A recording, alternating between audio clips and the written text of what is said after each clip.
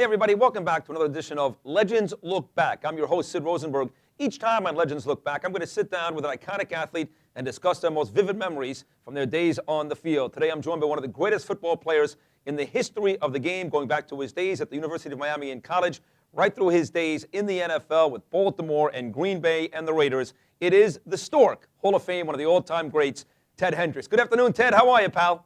Very good. Thank you. Good. It's always great to talk to you. And, of course, with the Super Bowl this year, the Steelers and the Cardinals like to look back at some of the great games. You had the opportunity, Ted, to play and win 4 Super Bowls. Let's go back to your very first one, Super Bowl V. You remember the Baltimore Colts. This is kind of a wild game. Lots happen in this game.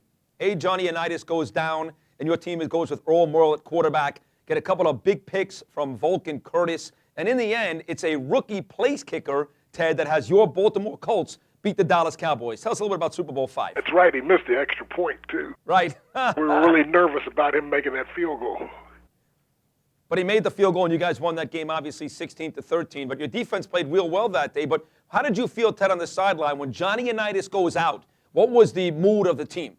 Well, when he went down, we knew that Earl could come in and take over because Earl was a veteran quarterback, and he knew the system, and we weren't really that nervous about it because we figured our defense could hold them anyway, and as long as they could, move the ball down the field, they were okay. And that game, it seemed like every play depended on the end of the game, and the electricity that I had all through that game, there was no letdown at all. You were fighting like crazy every play, and it seemed like every play it depended on the game, the outcome of the game. It was real tight, and we were fortunate enough that Mike intercepted that pass that set up that field goal, and that's how we won the game.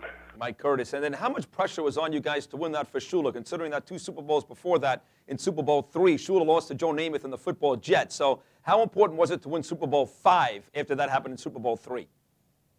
Well, that was a big disappointment for the Colts, was that Super Bowl III, because they were highly favored in that game, and they came out as a loser. I had the fortune of going into that team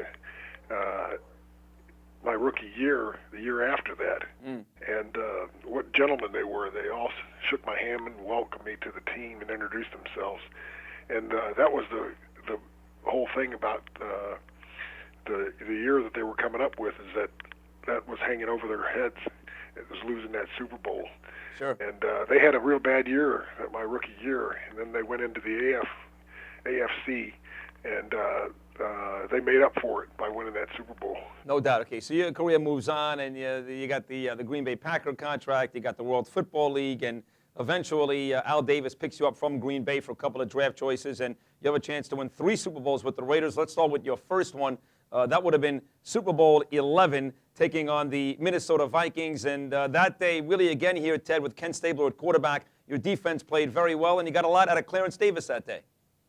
Yes, we did. And not only that, we got a lot out of Willie Brown, too. Yeah. He ran back a touchdown for a score.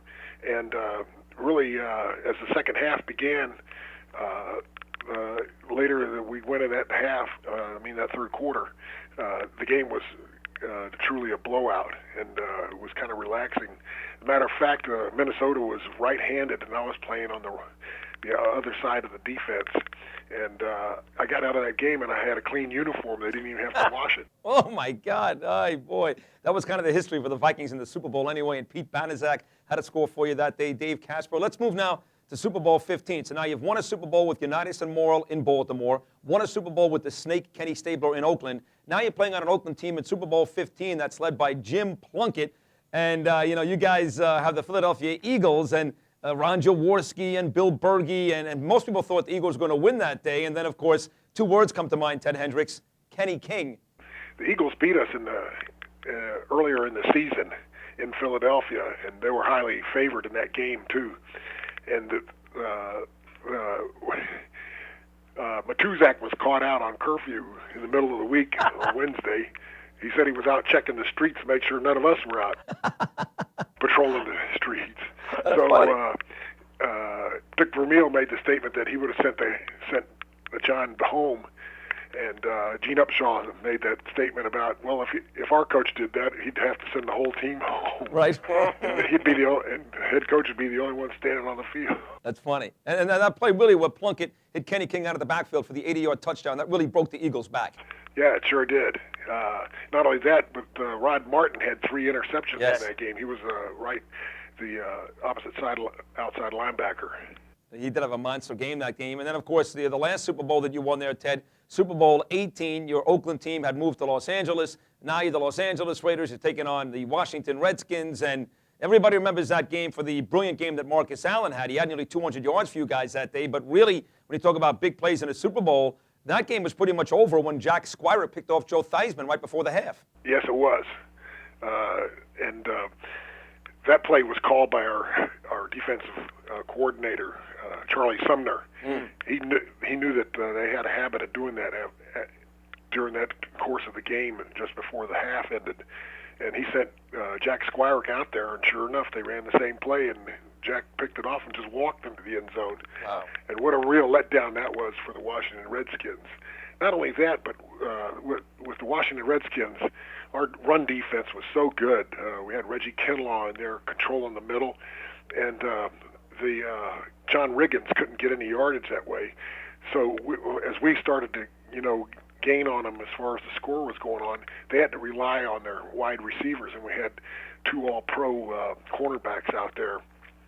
Lots of stick 'em. Lester Haynes and Hayes. Right. They just blanketed the wide receivers for the Washington Redskins, and that's what really turned our game around, and the defense controlled everything. And they were out of it when Marcus Allen made that run. Yeah, he was spectacular that day. So looking back here, we'll wrap things up here. Ted Hendricks, one of the all-time greats, Hall of Fame linebacker, again, a winner, Super Bowl 5 with the Colts, Super Bowls 11, 15 with the Oakland Raiders, Super Bowl 18 with the Los Angeles Raiders. Do you have one that you would say, Ted, is your favorite? I remember, maybe that the first one in Oakland, 81 million viewers that day. That was the biggest one at the time. And do you have one that really comes to mind that's your favorite?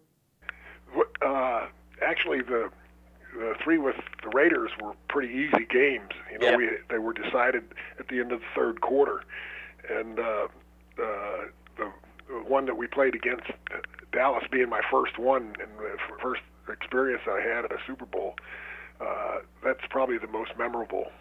Yeah, actually, I think I said against Baltimore. You're on Baltimore. You're playing the Dallas Cowboys, of course. So 1 against Dallas and 3 against. And 1 against Minnesota, 1 against the Redskins, and 1 against the Philadelphia Eagles. Ted, I want to thank you so much for stopping by today. This was a fun look back at a brilliant Super Bowl career. Thank you so much. Thank you, Sid. You got it. Pleasure talking to you. Oh, you too, buddy. Thank you. It's called Legends Look Back, and we'll do this each and every time we have a chance to sit down with one of the all-time greats, and certainly Ted Hendricks is worthy of that. We'll see you next time right here at opensports.com, where, of course, the future of sports on the web is open.